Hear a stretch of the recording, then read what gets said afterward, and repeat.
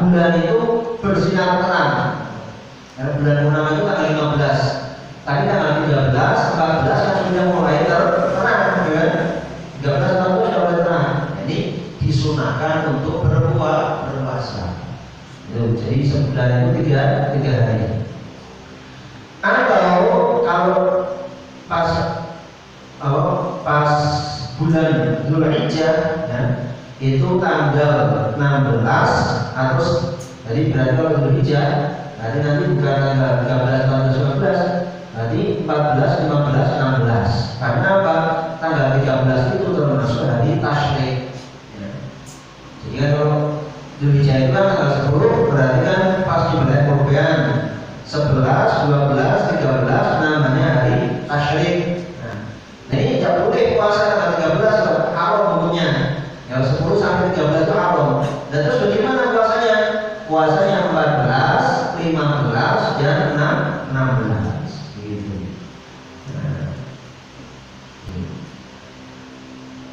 Nah kok bisa dikatakan orang itu penting puasa 3 hari setiap bulan, bagaimana? Ini dikatakan wa hikmatu qawliha salasa annal hasanata bi asyri amsalha fasawmuha rasul syahri kulli. Hikmahnya yaitu kebaikan itu dilipat gandakan 10 kali lipat.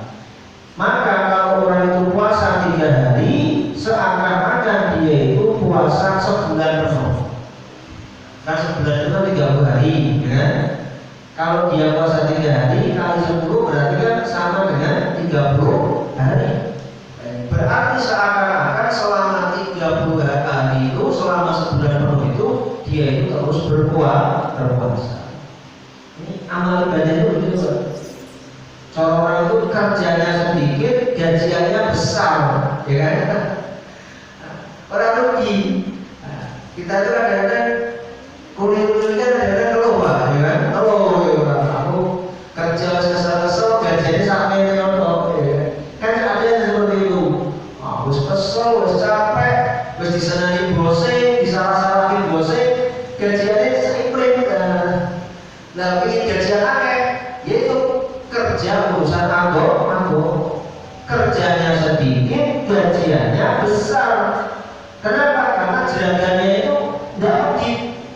Jeragannya itu Allah Subhanahu wa Ta'ala tidak pernah bakhil untuk memberi pahala. Makanya kalau orang itu jadi hamba dunia, dia dapatnya dunia biasa-biasa saja, tidak terlalu banyak.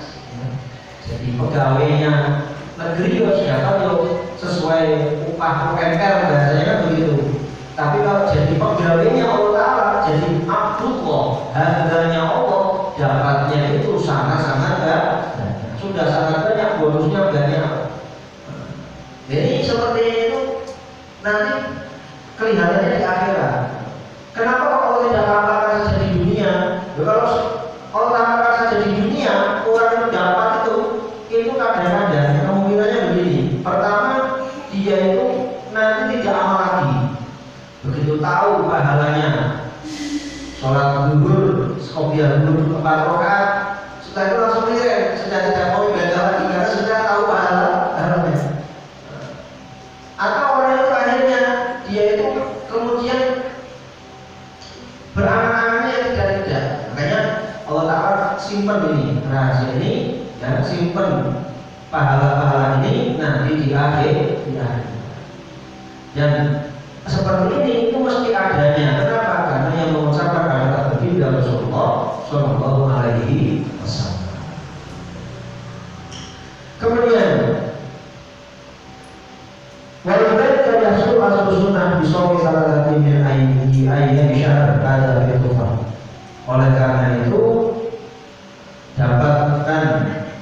mendapatkan asal sunnah, pokoknya sunnah orang itu kalau mau puasa 3 hari dari apa saja setiap bulannya. Jadi misalnya tidak harus ayam lebih, misalnya ya, tadi tanggal 14, tanggal 13, 14, 15 sudah bisa karena ada kesibukan atau ada apa, atau misalnya ibu-ibu Ibu-ibu kan setiap bulan kan ada siklus menstruasi. Akhirnya ibu-ibu kalau tanggal 13 pas awangan, ya sudah nanti tanggal berapa. Yang penting sebulan itu puasanya 3 hari. Mau tanggal 1, 2 terserah, mau bareng-bareng terserah atau tidak bareng-bareng juga terserah. Tapi yang paling utama kalau memungkinkan tidak ada halangan, tidak ada udur, puasanya itu ayam lebih 13, 14, 15. Maka katanya orang yang mau berpuasa selama 3 hari dalam setiap bulan, faqad adda haqqa shiyam. Berarti orang tersebut telah memenuhi haknya puasa. Jadi haknya puasa itu sudah terpenuhi. Jadi dia termasuk ahli puasa. Nah, ahli puasa itu istimewanya itu apa? Istimewanya itu apa? Di dalam hadis dikatakan di surga itu ada satu pintu ya, yang itu hanya dimasuki oleh ahli puasa yang dinamakan dengan pintu ar-rayyan. Itu nanti yang dipanggil adalah orang-orang yang ahli puasa. Ahli puasa itu otomatis yang puasa wajib dikerjakan, yang puasa sunnah juga dikerjakan. Nanti dipanggil dari pintu itu. Jadi surga itu pintunya banyak. Dan juga yang ada cuma 8, tapi lebih baik dari itu, karena bisa lebih dari 8. Sangat banyak sekali pintu-pintunya. Nah, ada pintu spesialis ini, pintu khusus. Kalau orang itu sukanya puasa, dipanggil itu. Hei pulang, kamu masuk sebelah sini, kamu masuk sebelah sini, masuk sini. Karena nanti di surga itu orang itu kan jutaan, bukan jutaan lagi, miliaran, bahkan triliunan orang, kan? Mau masuk itu sesekan begitu. Nah, kalau dia itu bisa masuk di pintu-pintu khusus, dia langsung cepat masuk ke sana. Bisa masuk lebih cepat daripada yang lainnya. Mungkin dari antri aja, ya bikinnya kan cepat namanya. Asalnya saya antri sembako misalnya, kan bikinnya cepat. Tidak mungkin aku antri, aku senangnya nomor terakhir antrinya gitu, tidak mungkin. Mesti pinginnya nomor satu. Kalau bisa nomor satu, mesti nomor satu. Lah kita itu dikasih oleh Allah itu kesempatan untuk masuk pintu yang mudah, antara lain pintu ar-rayyan, pintunya orang berpuasa. Maka kalimat kalau tidak puasa 3 hari selama dalam 1 bulan, terserah. Tapi kalau bisa tadi 13, 14, 15. Kemudian waman kalau aku lari yaumin ana ayatin faqad adda haqqal qiraah. Kalau orang itu membaca setiap harinya 100 ayat, berarti dia telah menunaikan haknya membaca Al-Qur'an. Jadi kalau 100 ayat, kalau kabar itu kan 30 ayat. Kabar 3 kali berarti sekitar 100 begitu. Atau kalau surat Al-Baqarah itu 270 ayat. Surat Al-Baqarah, separuhnya Al-Baqarah berarti sekitar 1 juz, berarti sudah menunaikan haknya Al-Qur'an. Nah, waktu itu ujian disahkan Allah. Nah, kalau orang itu membacanya 7 surat yang menyelamatkan, itu lebih baik. 7 surat setiap hari, 7 surat. Surat ini akan menyelamatkan orang dari api neraka, memasukkan dia masuk ke surga. Apa itu suratnya? Pertama, Alif Lam Mim Tanzil.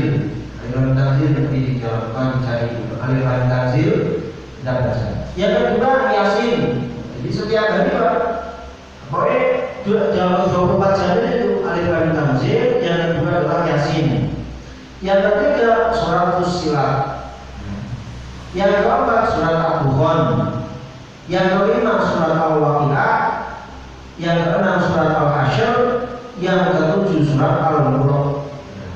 Itu kalau 7 itu dibaca, itu pertama dia sudah menyelesaikan kewajibannya membaca Al-Quran. Hendaknya Al-Quran sudah terpenuhi. Jadi Al-Quran itu, ini dikatakan Al-Quran itu bisa bermanfaat bagimu, bisa menjadi madharat bagimu. Maksudnya bermanfaat bagi kita, kalau orang rajin baca Quran, nanti Quran ini akan bermanfaat menjadi persyafaat kita nanti di hari kiamat. Tapi kalau kita tidak mau baca Al-Quran, maka Quran ini akan menjadi hujjah yang memberatkan kita sehingga tidak bisa masuk ke dalam surga. Inna hadzal qaumi, orang-orang yang menjadikan apa itu mahjuro ditinggalkan gitu. Maka dikatakan Al-Quran hujjatun laka wa hujjatun 'alaika. Quran ini bisa menjadi hujjah yang akan menyelamatkanmu atau hujjah yang akan menyengsarakanmu. Maksudnya menyengsarakanmu apa? Karena tidak mau membaca Al-Quran. Nah terus misalnya kalau kita sudah sepuh-sepuh dan bisa membaca Quran, misalnya bagaimana? Ya sudah, ayat-ayat tertentu diulang-ulang sebanyak-banyaknya. Misalnya orang hafalnya Qur'an, bisa apa loh Qur'an ya kan? Atau Fatihah, ya soalnya gampang Fatihah. Diulang-ulang sebanyak-banyaknya. Sekitar lebih 100 ayat. Al-Fatihah 7 ayat. 100 berarti kan berapa kali? 21 kali, ya kan? 21 kali. Itu dibaca setiap hari Fatihah. Qur'an. Pokoknya jangan sampai kurang dari 100 ayat. Tapi kalau paling istimewa ya tadi itu bisa masuk 7 surat ini yang akan menyelamatkan ke dalam surga. Nah itu. 7 surat itu satu waktu. Terserah ada satu waktu. Yang penting satu hari. Misalnya dicicil subuh maksudnya alif lam tanzil atau yasin. Nah duhur apa surat apa gitu Al-Qur'an dan seterusnya. Tidak harus satu bukan. Itu 7 surat yang penting. Kemudian wa ayyaqra'a idza asbaha wa idza amsa wa ila hadid wa qawl al-hashr wal ikhlas wal muawwadatain salatan. Atau kalau misalnya tidak ya, ini bisa juga membaca subuh dan sore, yaitu awalnya surat hadid, kemudian akhir surat al-hashr. Al-hashr tadi itu akhirnya itu bahwa anzalna al-Quran ala jabalil ra'aytahu khashi'an mutasaddian min khasyatillah, itu termasuk surat al-hashr. Akhirnya yang tadi kita baca rotib itu ya. Dan sekarang insyaallah kita sebelum ngaji baca rotib. Nah fadilahnya sangat besar. Dikatakan apabila rotib itu dibacakan di suatu kampung, maka kampung itu seperti dijaga oleh 70.000 penunggang kuda, malaikat yang menunggang kuda. Jadi kampungnya itu nanti jadi kampung yang berkah, kampung yang manfaat. Itu dibacakan. Nah, kemudian juga fadilahnya di dalam syaratnya waktu itu disebutkan orang yang susah kerjaan dan sebagainya. Itu akhirnya lapor kepada Habib Umar bin Abdurrahman al-Qasmi. Habib Umar ini penulis rotibnya itu, maka Habib Umar mengijazahi supaya membaca rotib. Akhirnya kerjanya dibanding gampang. Makanya dibaca setiap hari kalau bisa. Rotib itu dibaca kalau bisa setiap hari. Kalau tidak ya seminggu sekali bareng-bareng. Tapi kalau bisa dibaca setiap hari, walaupun sendiri atau bareng-bareng sama istri di rumah atau apa saja lah. Yang penting kalau bisa setiap hari itu dibaca. Fadilahnya besar. Orang itu merasakan fadilahnya itu kalau dia sudah istiqomah. Kalau belum istiqomah itu belum terasa. Iya, angel. Ya orang itu sama misalnya orang apa gitu. Itu kalau sudah istiqomah baru dia akan dapatkan karomahnya itu. Karena al-istiqomah khairun min alfil karomah. Istiqomah itu lebih baik daripada 1000 karomah. Makanya dia itu dapat karomah kalau sudah dapat istiqomah. Kemudian wal ikhlas wal muawwidzatain, membaca surat al-ikhlas, surat muawwidzatain itu qul huwallahu qul a'udzu birabbil falaq sama qul a'udzu birabbin nas. tiga kali. Itu masalah membaca Al-Quran. Sekarang satu lagi, wa man tasaddaqa fi jum'atin bi dirhamin ay bima yusawi faqad adda haqqa shadaqah.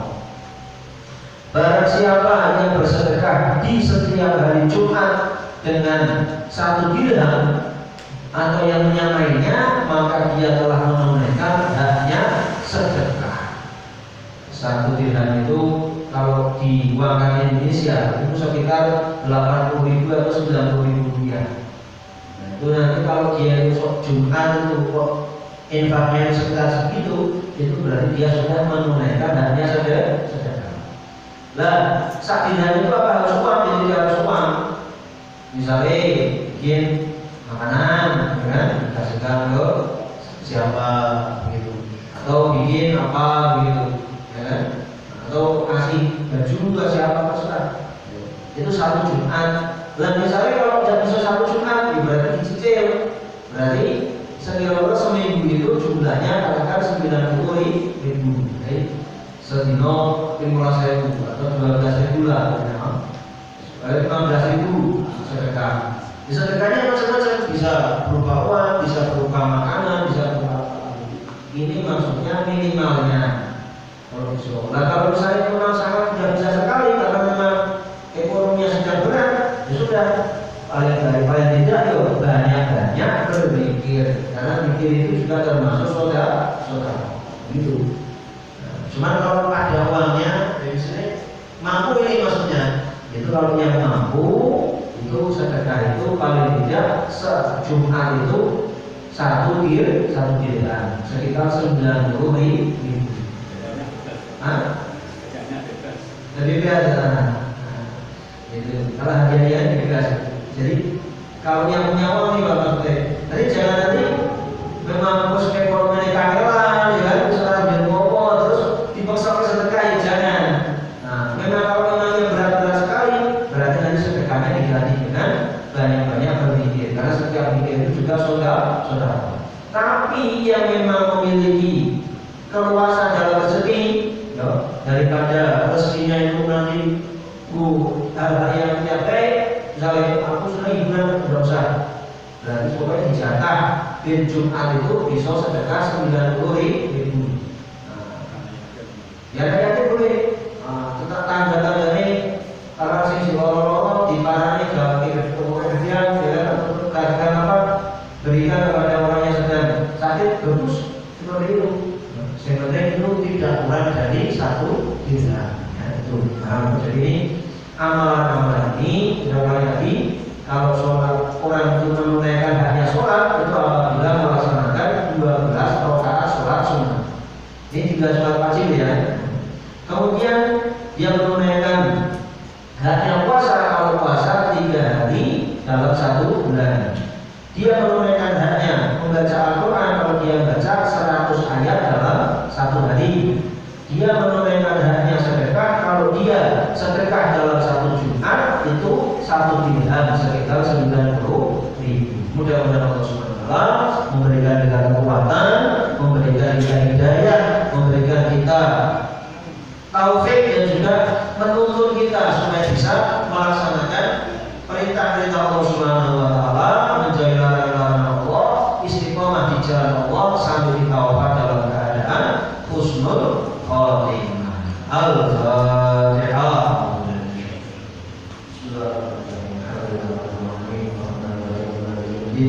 Ya Rabbal alamin,